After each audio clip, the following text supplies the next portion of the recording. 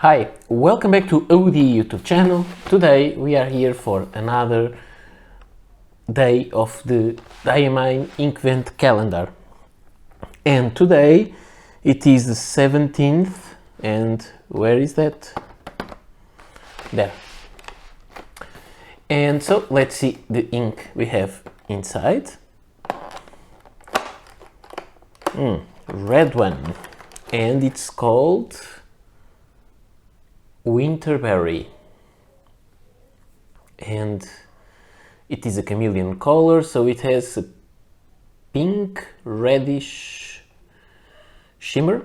So we'll see how this will behave, and so stay there for a little bit more and I'll show it to you. So don't run away. Let's see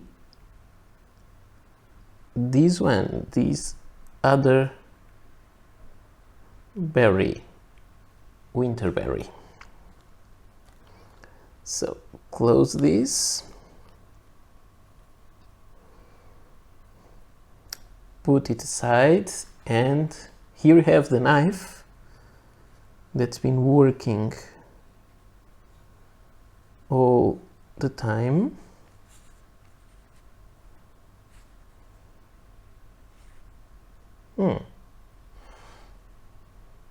I think this is kind of beautiful.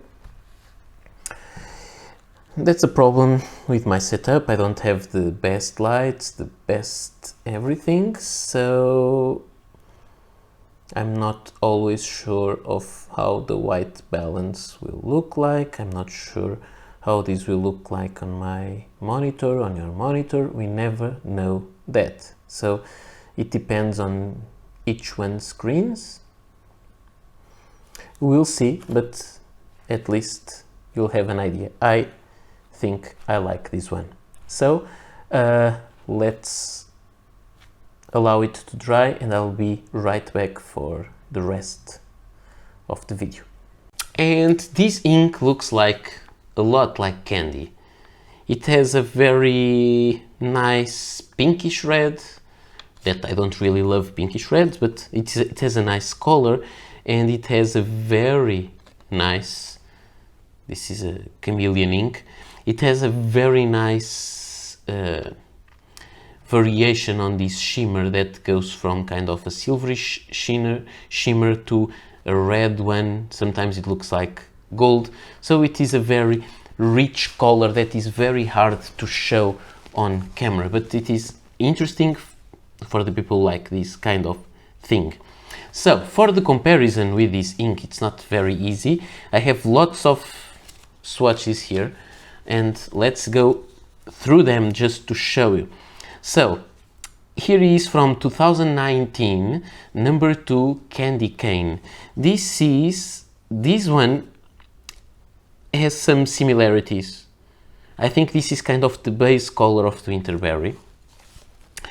Then I have, let me see, the Ho Ho Ho from 2019, which is a kind of a hot, warmer red, not the same thing at all.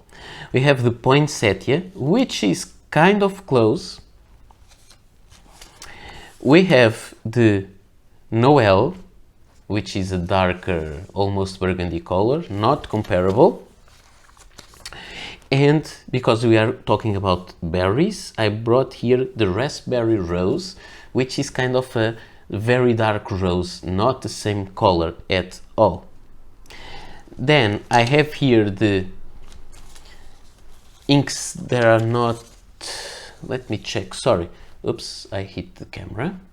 So this is the Raspberry. I think it is interesting because this is Winterberry, Raspberry, and we have Cranberry. And Cranberry also is not that kind. This is from this year, 2024. So it's a different ink. This one doesn't have shimmer, that one does. I also have here another ink that it has some shimmer, but it's not also comparable. Let's take this because these are two different, which is the Vintage Copper from 2021. And it is a red, but it's a warm red with a copper goldish shimmer, which is not the same thing at all. And then we have some other, that is Divine Design Pink, which is a different kind of color because it's pink. The Parker Quink Red, which is the lightest parts are similar with the lightest parts of that one, but then the saturation and everything else, it's not comparable. And we have the Kaweco Ruby Red, which is also darker, more similar with these poinsettias. So I would say these are the two colors that are more similar with the Winterberry. So Winterberry, I would say it's quite unique because of not only the color but the saturation.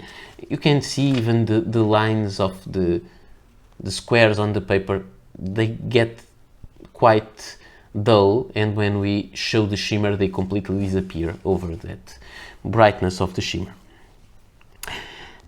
We will go for the chromatography, and again we'll see something that we saw before. We have a line of that reddish goldish shimmer there, and the rest, the ink goes away completely, not water resistant, and it's kind of a fuchsia and a red color. So let's see the pens that I chose. I chose two pens that are interesting in a way. One is this is the Jinhao 80. This is a pen that I got when things were not that easy on the channel. I never made a review of this one, but this pen is really good. I really like it. It's a very good pen. I really enjoy writing with it. Cartridge converter pen, very inexpensive, from China. It has a Lamy-like nib. I don't know if they are interchangeable. Maybe, I'm not sure. So, but it looks like a Lamy 2000, but then the nib, it's nothing to do with that. And this one has a fine nib. And the other one that I chose is this one. This pen was already in a previous ink, I don't remember which one. And this is the Lamy CP1 in Silver. I used this pen before, but because it has an oblique nib, I used it, and I used it a lot for making some stuff about work where I need big diagrams, and I used up all the ink, so I had the time to clean it and be able to refill it again. And I did that because I think shimmering inks go very well with these Lamy CP1 oblique nibs. So this one has a gold nib, and you can see it is an oblique nib. It is also a cartridge converter pen, and this is an older version of the Lamy CP1, which is thinner than the current version. The nibs are not even compatible because these are smaller, but I have a video on that. So these are the two pens that I chose for these ink sample writings. So here we have the ink, and let's see, moleskin paper. I think the behavior is quite good. There is just a little bit of how can I say, of a feathering, but very small, with the oblique nib. The other one is perfect, and you can see lots of shading with the oblique nib. Also, the shimmer is more visible with the oblique nib than with the other, but it is visible on both. There is no bleed through. Again, as I told you yesterday or the day before, I think the inks are made for worse paper than they used to be on other calendars. This is the Oxford paper, and here you can also see the shimmer. I hope you can see it. And the ink also behaves really well. I really like the way it goes. It has nice shading, at least with the oblique nib, not so much with the fine nib, but that was to be expected. Overall, I think I like it more on the moleskin paper. strangely. And then this is the copy paper. You can see also the shimmer. It's not that visible as in the other ones, but this is an absorbent paper. It's not that bad to see the shimmer, because the shimmer gets impregnated into the fibers. The sheen is not visible because there is no surface ink, but for the shimmer it goes well, and that's the case. But with this paper you don't see almost any shading, so it becomes really flat except for the shimmering, and then lots of bleed through, which is normal as you've been seeing on this series of videos.